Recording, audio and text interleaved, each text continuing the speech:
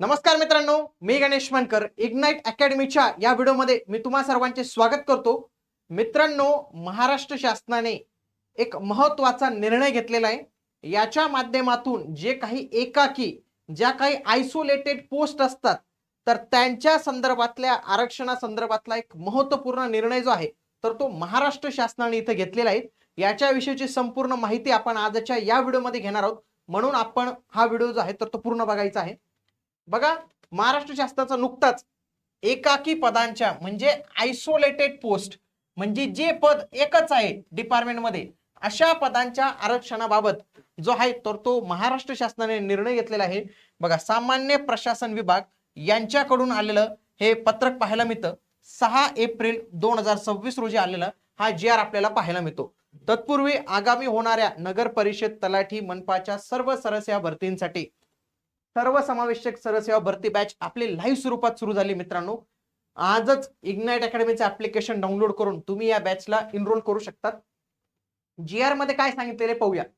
शासन निर्णय काय सांगितलेला आहे की महाराष्ट्र राज्य लोकसेवा अनुसूचित जाती, अनुसूचित जमाती, निरधिसूचित जमाती म्हणजे विमुक्त, भटक्या वगैरे जमाती यांमधील 2001 च्या कलम 3(1) च्या घ मधील तरतुदीनुसार एकाकी पदाला सरळ सेवेने किंवा प्रमोशनने आरक्षण लागू होत नाही. हे लक्षात घ्या. जे आयसोलेटेड पोस्ट असतात, फक्त डिपार्टमेंटमध्ये फॉर एक्झाम्पल समजा ही एक्स नावाची पोस्ट आहे आणि त्या डिपार्टमेंटमध्ये ही एकच पोस्ट आहे, तर त्याला कुठलंही आरक्षण जे आहे तर ते लागू होणार नाही. एकाकी पदावर सरळ सेवेने नियुक्ती गुणवत्तेवर करण्यात यावी. म्हणजे गुणवत्तेवर म्हणजे की ज्याला जास्त मार्क्स मिळतील त्याच्या ज्याच्याने सिलेक्ट करण्यात यावं. तसेच पदोन्नती करताना देखील केवळ ज्येष्ठता व पात्रता विचारात घेऊनच प्रमोशन देण्यात यावं. एकाकी पदाला आरक्षण लागू होत नसल्याने अनुशेषाचा म्हणजे ते जर पद भरलं गेलं नाही तर ते कुठं ट्रान्सफर होईल, कसं त्याचं असेल, तर ते बॅकलॉग राहतच नाही, एकच पद आहे.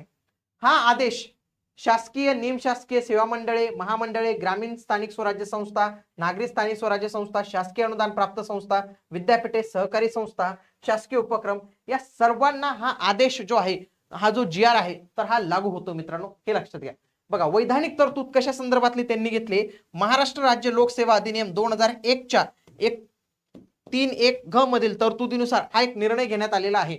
म्हणजे याच्या आधी जे काही निर्णय असतील एकाकी पदाबाबत ते सर्व निर्णय रद्द करण्यात आलेले. 3 महत्वाच्या गोष्टी सांगितलेल्या आहेत की जे काही सरळ सेवेच्या आधाराने एकाकी पद, जे काही आयसोलेटेड पद असेल, जे काही एक पद असेल, सिंगल पद, तर ते भरताना आरक्षण लागू होणार नाही. सोबत प्रमोशन करताना एकाकी पदाला प्रमोशनला देखील आरक्षण लागू होणार नाही. सोबतच बॅकलॉग नसणारे याला अनुशेषाचा प्रकारच नाही, कारण की ते एकच पद असल्यामुळे त्याला अनुशेषाचा प्रकारच नाही. लक्षात घ्या, इथं तुमची निवड डायरेक्टली गुणवत्तेवर आधारित होईल. म्हणजे इथं कुठल्याही पद्धतीचं आरक्षण जे आहे तर ते नसणार आहे. ज्येष्ठता आणि पात्रता, सिनियरिटी याच्यावरच तुमचं जे आहे तर ते बेस असणार आहे प्रमोशन. हा आदेश कोणाकोणाला लागू होणार आहे बघा. शासकीय, निमशासकीय सेवा म्हणजे महाराष्ट्र शासनाच्या पाट्या लावणारे लोक, त्याच्यानंतर जेवढे काही महामंडळ आहेत, काही मंडळ असतील ते, ग्रामपंचायत, पंचायत समिती, जिल्हा परिषद, नगरपालिका, नगर परिषद, महानगरपालिका सगळ्यांना लागू होणार आहे.